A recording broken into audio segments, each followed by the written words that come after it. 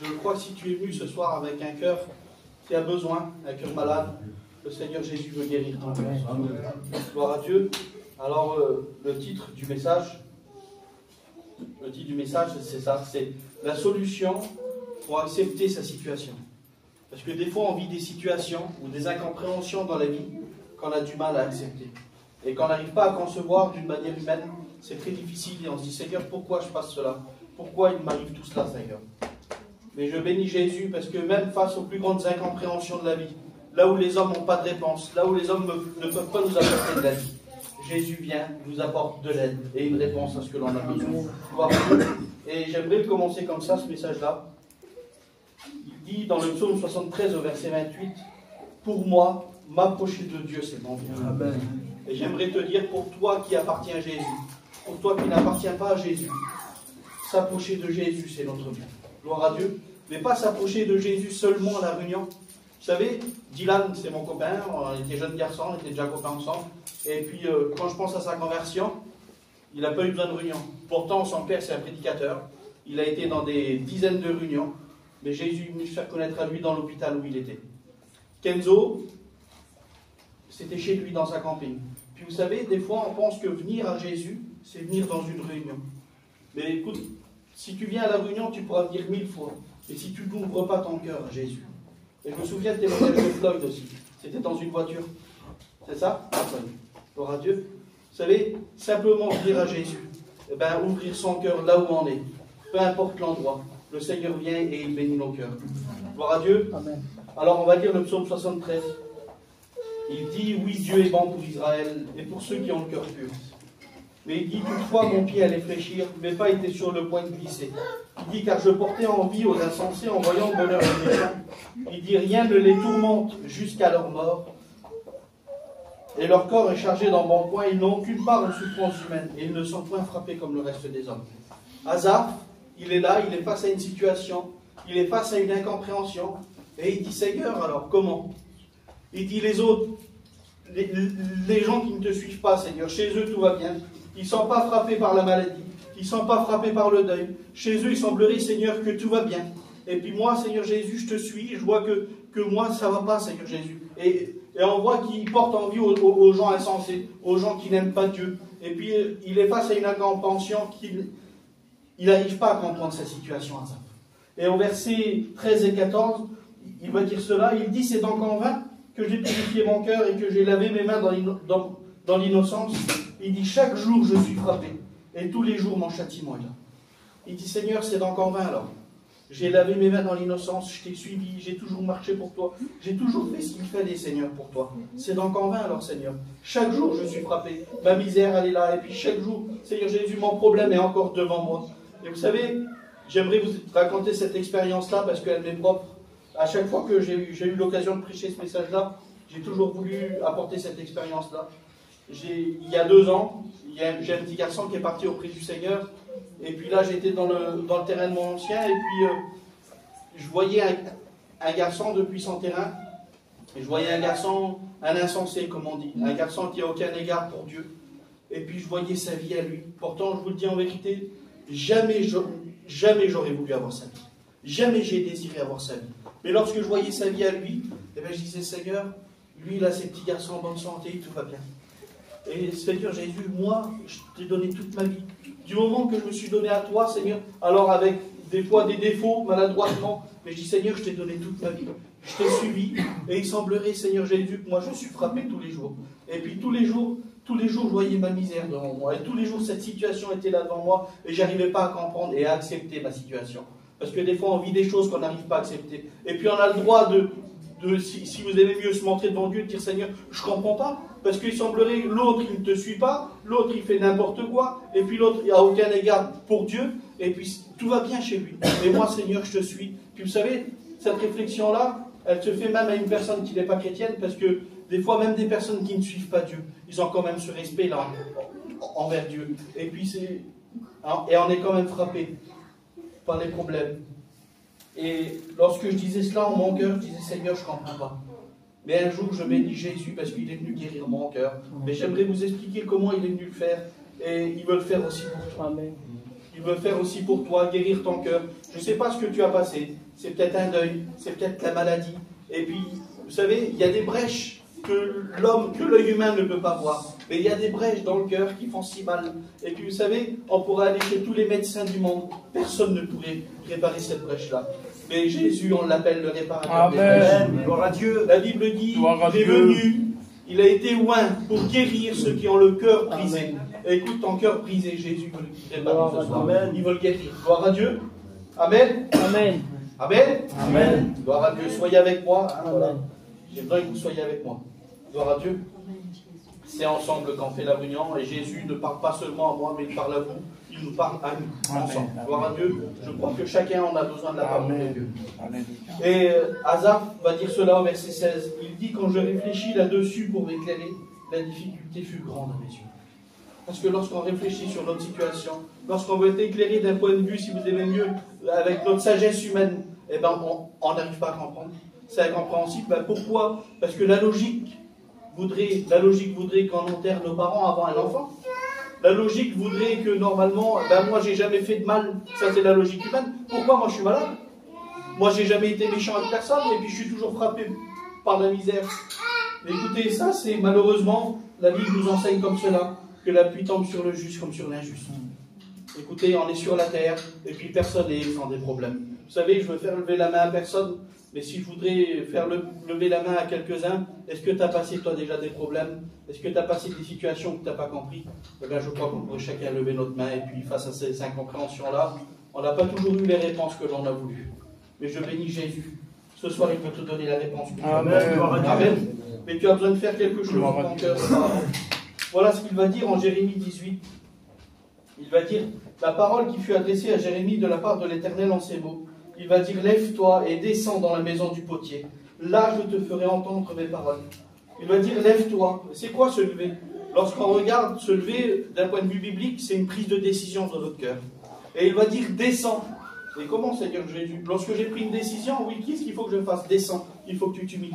Pourquoi? Parce que lorsqu'on s'humilie devant Jésus, notre raisonnement, on le met de côté. Amen. Notre façon de penser, on la met de côté. Et puis on s'humilie, puis on dit, Seigneur, eh ben, je suis prêt à entendre tes paroles. Et il va dire, dans la maison du potier, il dit, là, je te ferai entendre mes paroles. Dans la maison du potier, c'est là où on a besoin d'aller. C'est là où Jésus nous façonne. C'est là où Jésus prend soin de notre cœur. Il dit, c'est là, et c'est pas ailleurs. Vous savez, Jésus nous parle dans un endroit. Il va nous enseigner, lorsque tu as besoin, entre dans ta chambre.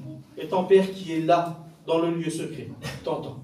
Vous savez, on a besoin de venir à la rencontre de Jésus lui-même. On a besoin, gloire à Dieu pour les réunions, gloire à Dieu pour la parole qui est adressée, gloire à Dieu pour les chants, pour les témoignages, merci Seigneur. Mais si ta vie, elle s'arrête là et que dehors de ça, il n'y a aucune vie avec Dieu, eh bien écoute, tu es malheureux et tu es malheureuse. Tu sais pourquoi? Parce que c'est normal. Parce que Jésus nous a enseigné de ne pas de venir à la réunion, mais de venir à lui. Amen. Gloire à Dieu. Amen. La racine, c'est lui. Les réunions, c'est le fruit. Gloire à Dieu. Amen. Et il va dire cela, la difficulté fut grande à mes yeux. Mais lorsqu'on s'humilie et lorsqu'on vient dans sa présence, voilà ce qui se passe. Il va dire jusqu'à que j'ai entré dans le sanctuaire de Dieu et que j'ai pris garde au sort final des méchants. Jusqu'à, il y a un moment que ça change. Parce que lorsqu'il entre dans la présence de Dieu, Asaph, sa situation, elle change. Alors comment ça, Seigneur Jésus? Ben oui, parce que notre façon de penser, elle change lorsqu'on entre dans la présence de Dieu. Combien de fois que ça m'est arrivé de vouloir, je dis, Seigneur, je vais agir comme ça, je vais faire ceci, je vais faire cela. Mais lorsque j'entre dans la présence de Dieu, je dis, Seigneur, pardon pour ma façon de penser.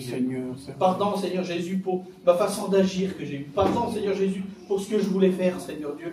Lorsqu'on entre dans la présence de Dieu, tout change. Écoute-toi, et tu as besoin d'entrer dans la présence de Dieu. Tu as besoin d'être béni. Ta situation, tu ne la comprends pas. Ce que tu as vécu, tu ne le comprends pas. Tu as besoin d'être béni. Tu as besoin que Dieu remplisse ton cœur. Tu as besoin que le Saint-Esprit vienne mettre un baume sur ta vie. Et Jésus le fait ce soir. Gloire à Dieu. Son nom est béni. Merci Seigneur. Il va dire jusqu'à ce que j'ai entré dans le sanctuaire de Dieu et que j'ai pris garde au sort final des méchants. Et là on voit que toute sa façon de penser a changé. Il va dire, il parle au passé. Il va dire lorsque mon cœur s'est glissé et que je sentais percer dans les entrailles. Il dit lorsque mon cœur s'est glissé, parce que des fois, certaines situations nous ont rendus aigris par rapport à la vie. Et aigris veut dire que des personnes ont subi tellement des déceptions de la vie, on n'arrive plus à leur parler. Et puis, vous savez, d'un point de vue humain, c'est un peu logique aussi. Parce que des fois, il nous a tellement arrivé de choses, et puis quelqu'un vient chez nous avec une bonne parole, dire écoute, et puis et puis on raisonne en lui-même. Moi, on m'a appris cela, on m'a appris un respect d'écouter quelqu'un qui me parle. Mais vous savez, moi, j'ai vécu une situation, et des gens essayaient de me consoler. Mais je dis, Seigneur, ça vient à lui. Il essaye de me consoler. S'il vivrait ce que moi je vis, alors je l'écoutais par respect, mais j'ai été aigri dans mon cœur, parce que je dis, lui il parle, mais il ne connaît rien du tout, et il ne sait rien du tout. Mais écoute, voir. Jésus connaît ta situation. Alléluia. Le Père a donné son Fils. Il plut à l'Éternel de le briser par la souffrance. Il a donné son Fils pour toi. Il connaît ta situation. Il connaît ce que tu vis. Gloire à Dieu. Amen. Amen. Il va dire, lorsque je me sentais percé dans mes entrailles. Vous savez, pourquoi les entrailles? Parce qu'il y a des douleurs qui sont si profondes. Il va dire à Marie, il va dire, une épée te transpercera l'âme. Pourquoi? Parce qu'il y a des souffrances qui sont si fortes, où c'est notre âme qui est touchée. Il y a des souffrances qui sont si fortes, où c'est notre intérieur qui est touché. Et on est blessé au plus profond de nous-mêmes. Et vous savez, j'ai l'habitude de dire ça. Qui mieux que celui qui nous a donné l'âme? Qui mieux de celui qui nous a créé pour la réparer? Vous savez, je vais vous faire rire peut-être un peu, mais il y a une bulle qui passait. Qui mieux que Renault pour entretenir votre Renault? Eh bien, qui mieux que le Créateur pour entretenir sa créature? Gloire à Dieu. Amen. Merci à Dieu. Il dit, voilà, il dit, Seigneur, il dit, j'étais à ton égard, il dit, j'étais stupide et sans intelligence. Il dit, j'étais comme une bête, Seigneur Jésus. Et vous savez pourquoi? Parce que des fois, on vit des situations où on n'arrive plus à comprendre.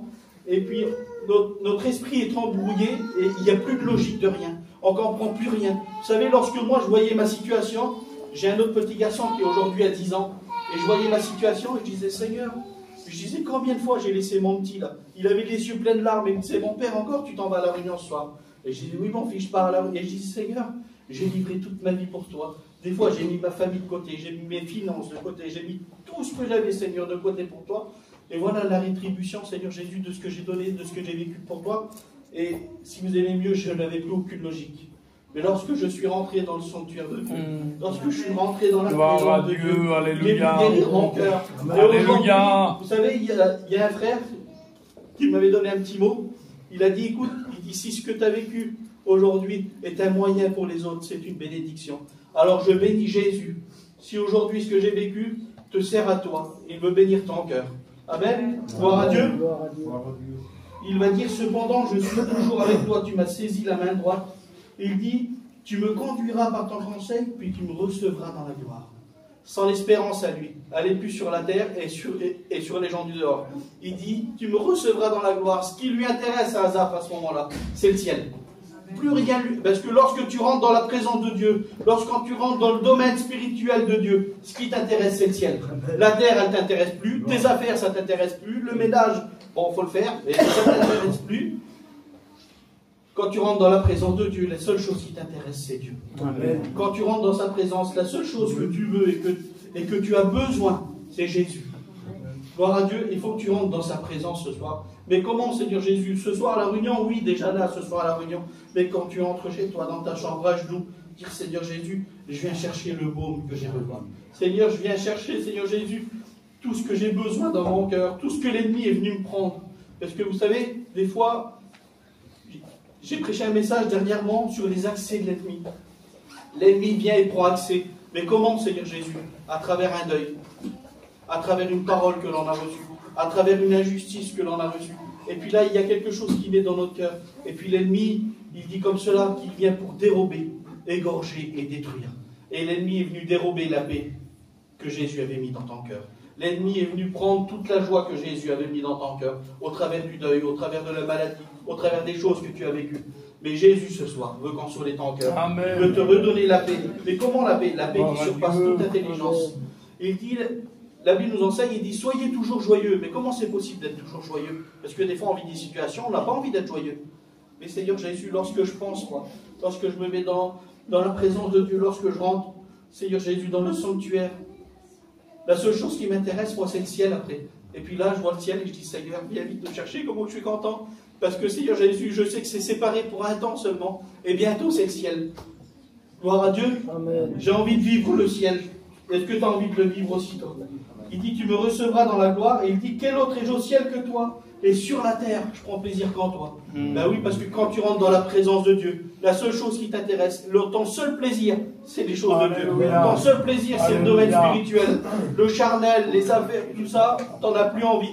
Parce que lorsque tu es béni par Jésus, vous savez, ça m'est déjà arrivé, moi, quelquefois, de dire, tiens, je vais changer ma voiture, je vais faire ceci, faire cela. Et puis, je regarde le bon coin, comme tout le monde. Et puis, lorsque je rentre dans la présence de Dieu, je dis, Seigneur, je ne suis pas utile, moi. Je m'inquiète pour ceci, pour cela. Comment que c'est utile? Comment que c'est utile? Parce que lorsqu'on entre dans excusez-moi, je me répète, hein, mais lorsqu'on entre dans sa présence, la seule chose que l'on a envie, que l'on a besoin, c'est sa présence. C'est Jésus. Amen. Gloire à Dieu. Il dit aujourd'hui, ma chair et mon cœur peuvent se consumer. Dieu sera toujours le rocher de mon cœur et mon partage. Seigneur, il dit, même si je suis dans la maladie, même si je vis des peines, Seigneur Jésus, même si je vis des choses que je ne comprends pas, il dit, Dieu sera toujours le rocher de mon cœur et mon partage. Parce que lorsqu'on entre dans sa présence, notre situation, elle importe peu. Lorsqu'on entre dans sa présence, même si on passe par la maladie, on est capable de bénir Jésus, parce qu'on sait qu'il est là avec nous. Lorsqu'on passe dans le deuil, on est capable de bénir Jésus, parce qu'on sait que c'est séparé que pour un temps. Lorsqu'on entre dans sa présence, on est capable de bénir Jésus. Amen. Gloire à Dieu. Gloire à Dieu. Amen. Amen. Gloire au Seigneur. Et c'est là que l'on comprend. Pour moi, m'approcher de Dieu, c'est mon bien. Il va dire comme cela, il dit, je place mon refuge dans le Seigneur l'Éternel, afin de raconter toutes tes œuvres. Et le sanctuaire, j'ai regardé un peu ce que voulait dire sanctuaire. Sanctuaire veut dire un refuge. Et vous savez, un refuge, on trouve tout ce que l'on a besoin. Tout ce qui est vital. On trouve de l'eau, qui est la parole. On trouve le pain, qui est Jésus lui-même. Gloire à Dieu. On trouve tout ce que l'on a besoin. Lorsqu'on vient dans le sanctuaire de Dieu, on vient dans ce refuge-là. Et tout ce que tu as besoin ce soir se trouve dans le refuge, dans le sanctuaire. Donc écoute, je voudrais te donner ce conseil-là. Pour toi, t'approcher de Dieu, c'est ton bien. Il faut t'approcher de Dieu. Mais comment je suis déjà chrétien, Seigneur, et où moi je ne le suis pas? Eh bien écoute, approche-toi de lui ce soir. Simplement, comment, Seigneur? Ben, dans ton cœur. Dans ton cœur en disant, Seigneur Jésus, je voudrais me rapprocher de toi ce soir. Je voudrais goûter à ta présence. Seigneur, il y a si longtemps que tu n'es pas venu arroser mon cœur. Il y a si longtemps, Seigneur Jésus, que ta présence ne s'est pas déversée sur moi. J'en ai besoin, Seigneur Jésus, ce soir. Je voudrais tant être visité de ta présence, Seigneur Jésus. J'ai besoin d'un renouveau, Seigneur, spirituel dans mon cœur. Et la Bible nous enseigne qu'il renouvelle ses bontés chaque matin. Et il fait grâce. Il veut te faire grâce ce soir. Il veut bénir ton cœur. Gloire à Dieu. Amen. Sur ces quelques paroles, on va prier le Seigneur. Et puis j'aimerais t'inviter à cela ce soir.